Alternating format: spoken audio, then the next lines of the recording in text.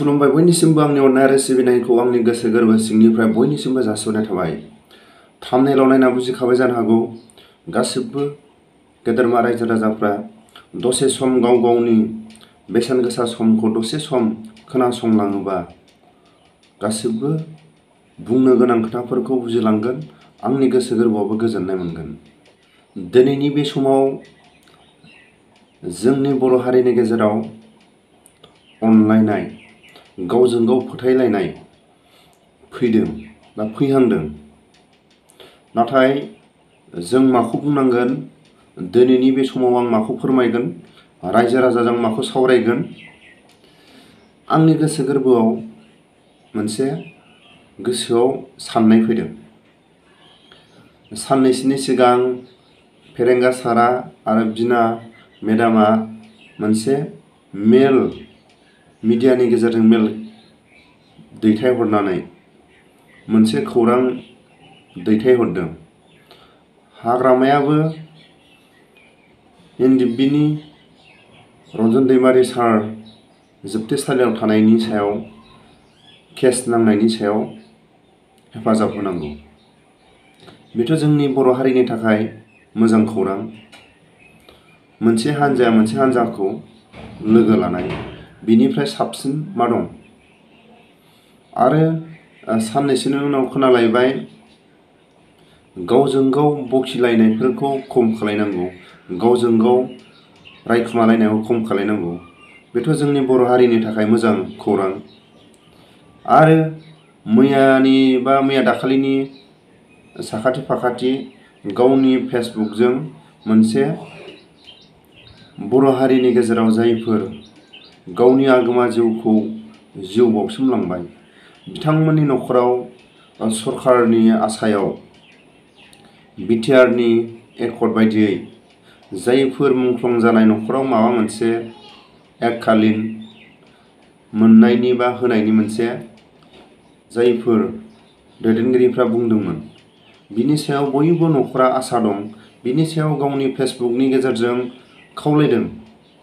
माखासे खामानिखौ मोननो गोनां आरो होनो गोनां खामानिखौ बिटिआर सरकारनि दैदेनगिरिफ्रानो मावबाय थाखादों।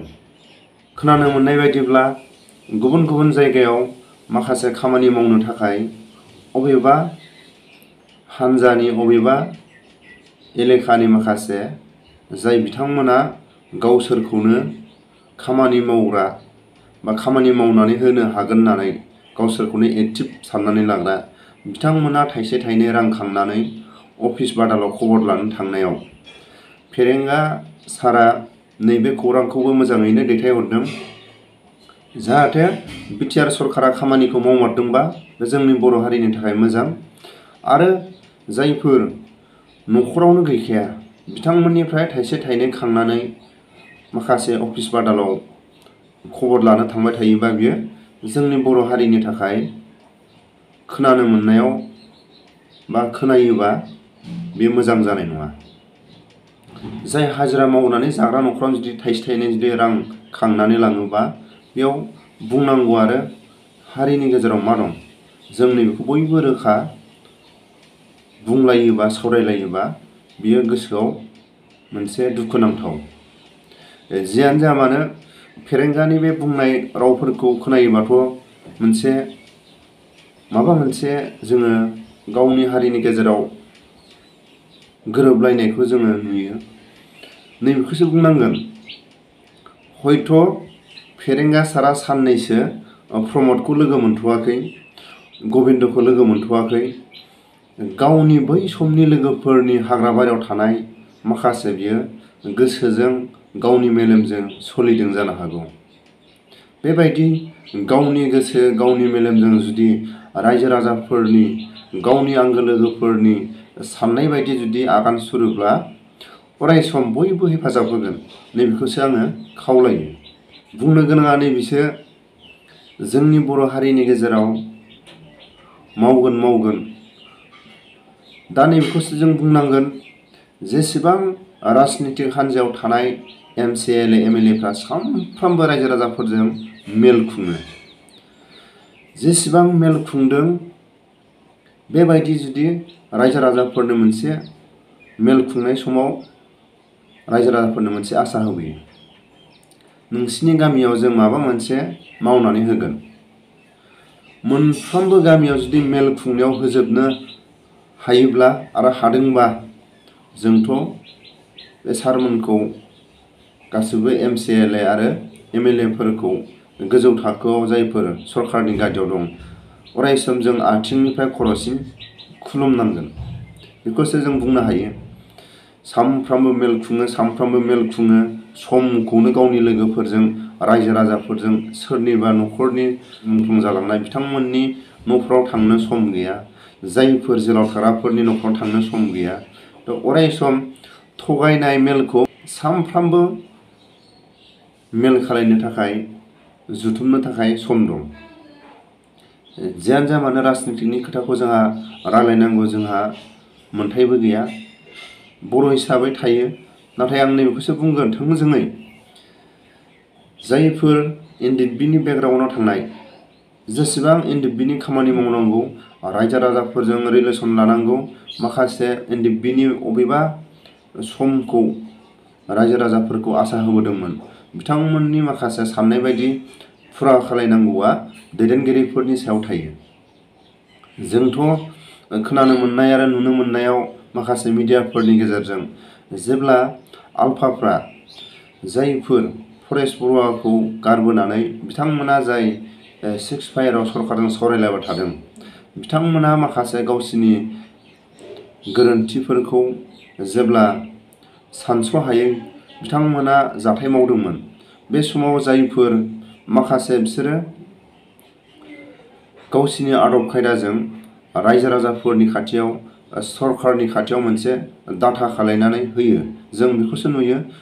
जाय न'खराव सोरबाया आलफाजों नंखायदायाव गावथारजादों, नंखायदायाव धेमाजियाव बायदिसिना जाथाय जादों, गुबुन गुबुन जायगाफ्राव जाथाय जादों, बिथांमोननि न'खराव थाङै थाङै आथिं आखाइ हमनानै जेरैबायदि बुंदों, जोंनिफ्राय हाइ कमान्डनिफ्राय बिथांमोना खुनु अथ'रिटि गैयालासिनो खामानिखौ मावदों आरो बिथाङाबो गावनि माखासे गोसोबायदि खामानि मावनायाव जेरै गावनि आखु बायदियै बिथाङा इनकाउन्टार जालांबाय आरो थैलांबाय, बेबायदि होननानै सरकारनि खाथियाव दैथायहरो डाटा आरो रायजो राजाफोरनि खाथियावबो फोरमायो।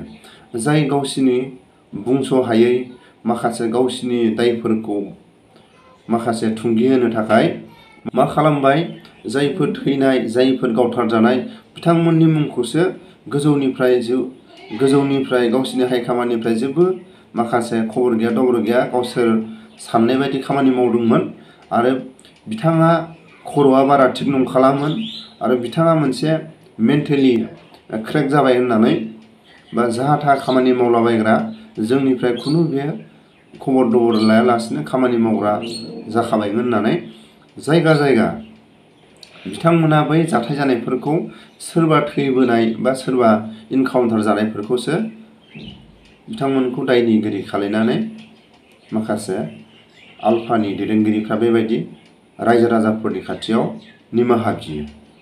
निमाहा बिनायजों लोगोसे जाय बिथांमोना गावसिनिफ्राय माबा मोनसे हेफाजाब होनो हानाय बायदि माबा मोनसे एककालीन होनायखौ जोङो नुनो मोनो। बेबायदिखौ माखासे दैदेनगिरिफ्रा NDBनियाबो अबेबा समाव अबेबा जाथायखौ जुदि सोरबाफोर रायजो राजाफ्रा अबेबा समाव NDBया गोरोन्थि मावबोनाय माखासे जाथायफोरखौ रायजो राजाफोरनि खाथियाव निमाहा बिफिनजानो लुबैनाय थायो। बेफोरखौ माखासे समाव जायफोर NDBनि बेकग्राउन्डआव थांनानै MCLA, MLA जायफोर बिबान लादों, बिथांमोननि सायावनो गासिबो दायथ'आ थायो। मानो होनोब्ला सोरबा जायफोर बिबानाव दं, बिथांमोना रायजो राजाफोरनि खाथियाव थांनो रां रुफा गैया, सोरनिबा खाथियाव माबा मोनसे होनानै निमाहा बिनो, माबा मोनसे सावरायलायनो बेबायदि थांलाय फैलाय माखासे गारि भारानिबो उसुबिदा। बेबायदि दायथ'खौ सोर लानांगोन? जायफोर गिबियावनो बुंनांगोन गबिन्द, पेरेंगा बिथांमोना जोंनि हारिनि गेजेराव माबा मोनसे हारिनि गेजेराव निमाहा बिजानो लुबैनाय बिथांमोननि खाथियाव थांनानै जायफोर बबेबा सानस'लायनो हायै समाव जाथाय जानानै थांबाय। बिथांमोननि खाथियाव बबेबा गोरोन्थिखौ फोरमायलायनानै निमाहा बिनाया बियो हारिनि गेजेराव बुंस'हायै, जोंनि हारिनि थाखाय, बर' हारिनि थाखाय बेसेबांबा बुंबाबो बुंस'हायै मोनसे जों अनलायनाय आरो निमाहा होलायनाय जोंनि बर' हारिनि गेजेराव दंखायो। बिनि थाखायनो आं खावलायो, जायफोरनि थाखाय दिनैसिमबो गोसोआव दुखु मोननाय दं, बिथांमोननि गोसोनि दुखु मोननायखौ फोजोबलायनो थाखाय बिबानखौ लानांगोन गबिन्द, फेरेंगा, जायफोर सानैखौ जोङो रोखा रोखा जों नाम बुङो। बिथांमोना जायफोर बिथांमोननि सिङाव एबा आगदा आखि थायो, जायफोर बिथांमोननि खोथा बायदियैनो सोलियो, बिथांमोननि खाथियाव थांनानै सावरायलायनानै बेफोरखौ फोजोबलायनांगौ।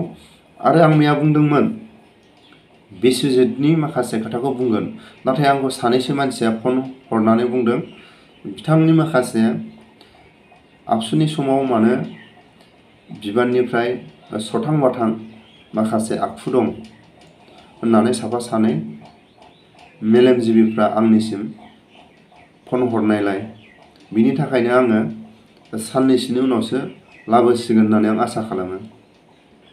आरो बै समाव BPF हान्जायाव थानानै गावनि गोसो बायदि खोथा बुंलाबायनाय सभाब दं होननानै सानैसो मानसिया आंनिसिम फननि गेजेरजों फोरमायहरदों। आरो माखासे सानजाहा बै समाव खनले खनले थांदोंमोन। बे समाव बेसेबांबा गिदिर गिदिर खोथा बुंबोदोंमोन।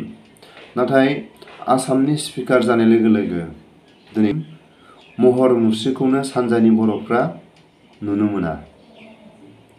बिबानखौल' लानानै बर' हारिनि गेजेराव राजानि मुखुब गानबा जानाय नङा।